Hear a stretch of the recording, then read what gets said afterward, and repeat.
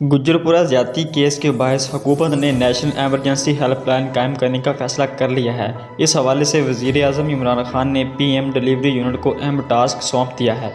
वज़ीर-ए-आज़म delivery unit ने national emergency helpline पर काम का आगाज़ कर दिया है। नेशनल एमरजेंसी हेल्पलाइन के लिए अलग निज़ाम तश्कील दिया जाएगा और एमरजेंसी सूरत में पूरे मुल्क के लिए एक एमरजेंसी हेल्पलाइन नंबर होगा, जबकि किसी भी एमरजेंसी की सूरत में अवाम को एक मखसूस नंबर मुयस्सर दिया जाएगा।